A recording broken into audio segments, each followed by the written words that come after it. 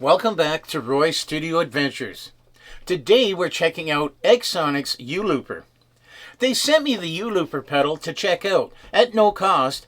They just asked me to give it a spin and share my honest thoughts. But we're not just talking about it.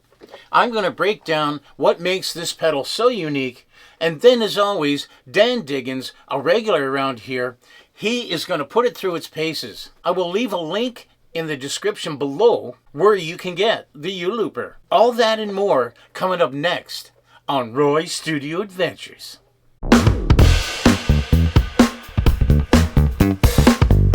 Most popular digital amps lack effects loop interface, forcing traditional loopers to connect via guitar input.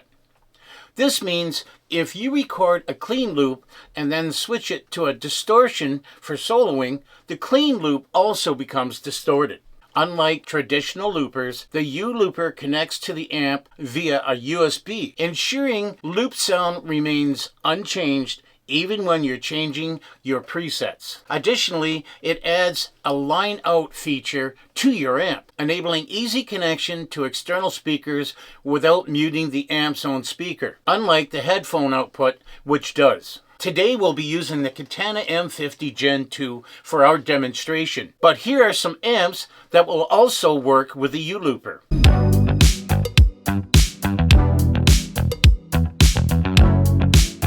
How this hooks up to the amplifier is a 1/4 inch male jack, male adapter to a TRRS 1/8 cable, which goes to the auxiliary in the back of the amp. Out of this output, it goes into the auxiliary jack in the back of the amp, and this is printer style cable. So this also goes into the back of the amp, which takes the information of this pedal into the amp. And then here is a 9-volt power cord. This all plugs independently into the amp, and your guitar just plugs into the input of the amp. And so you don't end up plugging your guitar actually into this pedal.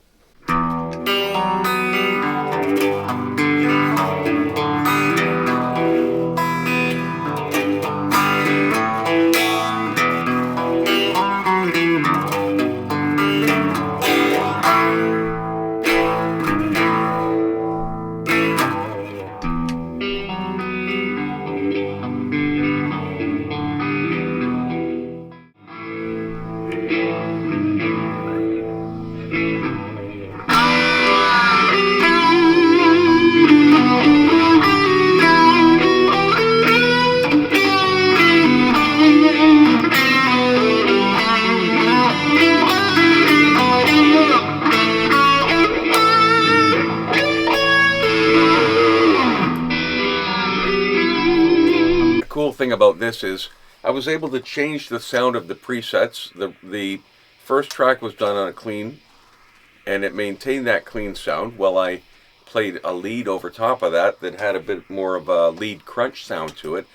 And also with this amp, on the first track I had some delay effects, and I was able to turn it off on the second track. You can turn it off on the second track and it maintained the delay effect on the first track. So everything stayed the way I originally recorded it, even though I changed it for the second track. So that's a really nice feature.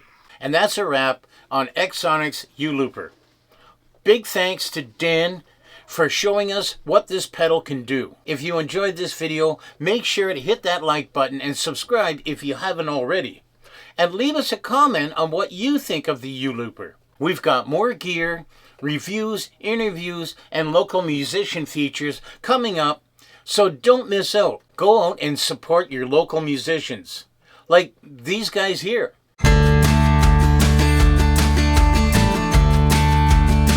Thanks for watching. This has been Roy's Studio Adventures, and we'll see you in the next one.